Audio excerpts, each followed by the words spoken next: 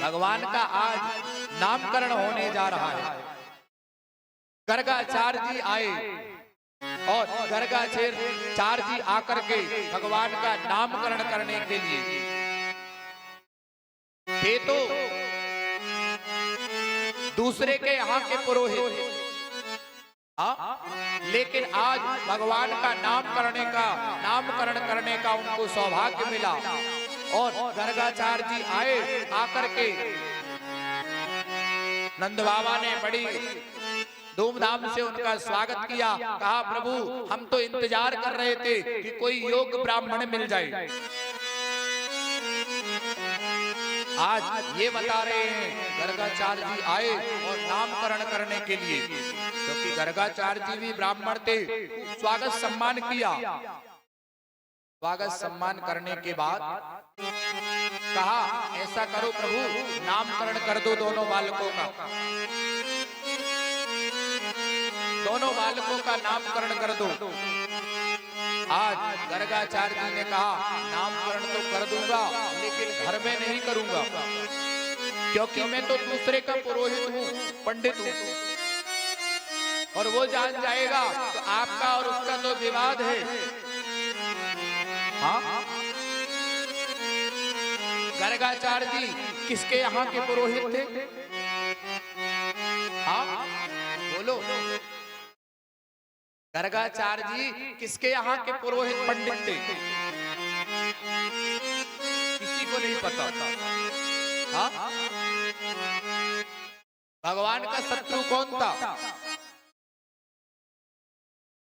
हाँ, और आज ये बता रहे हैं कि मैं तो आपका अपोजिट हूं, मुझे थोड़ा सा भनक पड़ गई उसे तो फिर मेरा वहां से लिस्ट से नाम काट देगा। यही होता है संसार के व्यक्तियों का।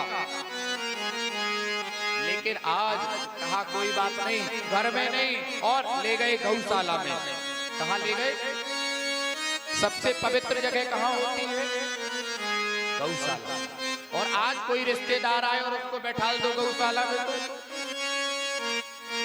पवित्र जगह है भाई, बैठो यहाँ। बोलो बैठेगा कोई?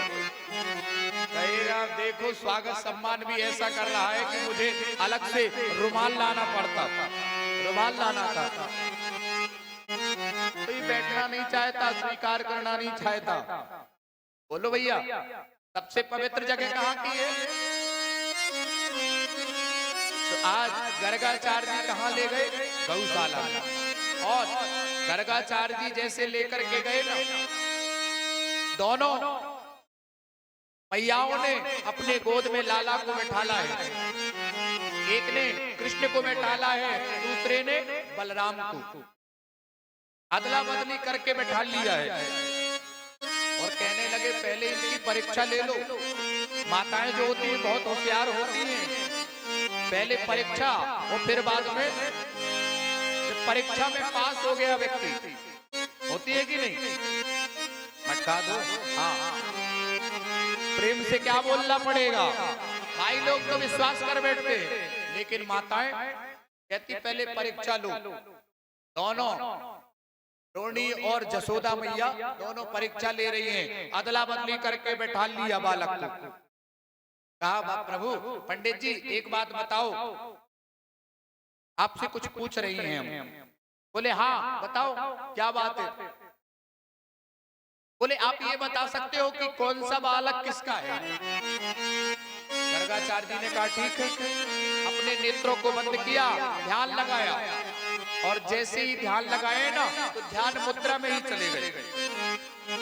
बहुत देर तक ध्यान, और ध्यान लगा करके आंखें खुली है। आंखें ध्यान में भी आंखें खुली रहती हैं। जैसे कोई व्यक्ति मरता है तो उसकी आंखें खुली रह जाती हैं। ध्यान में और मरने में दोनों एक ही काम है भैया। अब आपको ये नहीं पता चलेगा कि ये मरा है कि जिंदा है।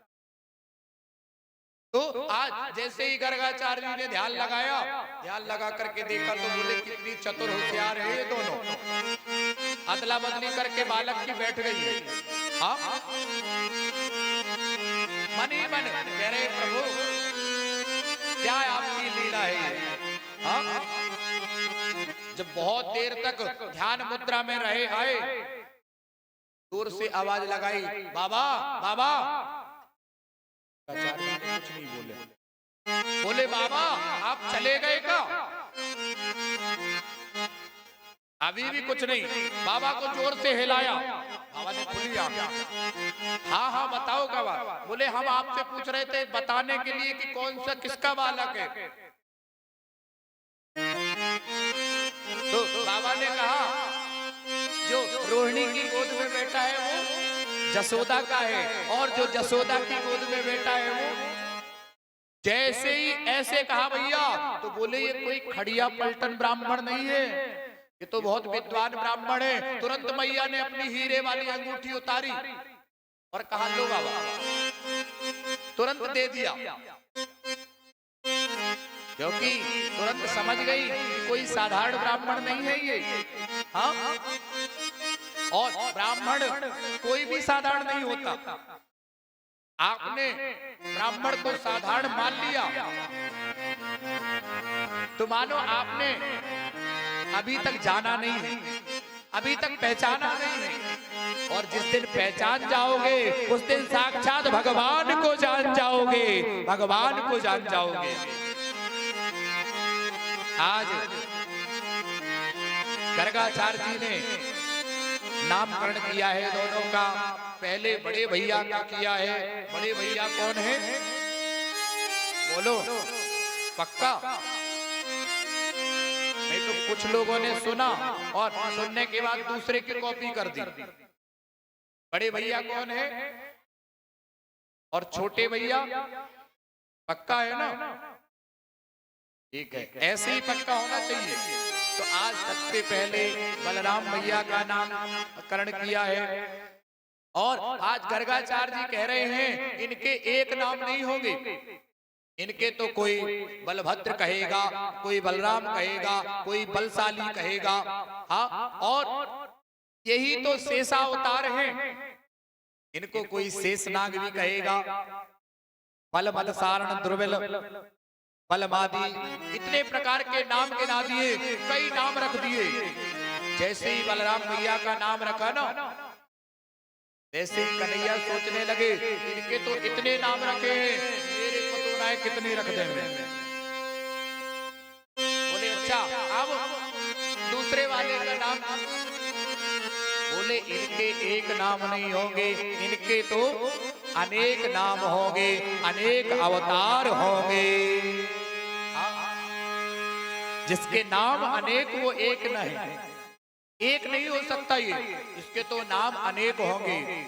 पहले तो इन्हें कोई कन्हैया कहेगा, दूसरा कोई कृष्ण गोपाल कहेगा, नंदलाल कहेगा, जसोदा का लाल कहेगा, वसुदेव का लाल कहेगा, और कोई तो इनको काला कलूटा भी कहेगा। हाँ? जैसे हमारे गोपाल जी हैं, स्वरूप यही है भगवान का। और ये कोई कलर वाले नहीं है भैया, ये ध्यान देना, ये नेचुरल है, इनमें कोई कलर नहीं है। ये आज से 50 साल पुरानी वाली छवि है। कितने साल? आपके बाप के बाप के बराबर की। हाँ? ये इनमें कोई पेंट वाला सिस्टम नहीं है। ये जो इनका स्वरूप है ना श्याम वर्ण का, यही भगवान का वर्ण बताया गया है। प्रेम से क्या बोलना पड़ेगा?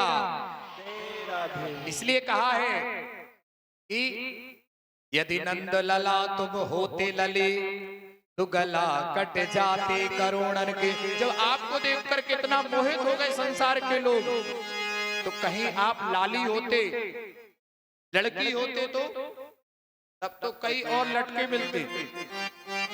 हाँ? और आज भगवान के नाम को बताया है, ईश्वर के एक नाम नहीं होंगे। और जैसे ही कृष्ण कहा ना, तो मैया ने कहा कोई सरल सा नाम बताओ बाबा, क्योंकि कृष्ण कहने में जीव। कृष्ण कहो, कहो कृष्ण बोलो। जीभ पलट रही है। बोले बाबा आप तो जीभ भी ना पलट रही हमारी। कृष्ण कहने में तो बाबा ने कहा तुम्हें कोई सरल सा नाम, बोले सरल सा बताओ कोई। तो बाबा ने कहा आप इसको काला कलूटा कह देना, कनुआ कह देना, गोपाल कह देना, नंदलाल कह देना, प्रेम से क्या बोलना पड़ेगा। राधे राधे। और आज भगवान का नामकरण कराया गया।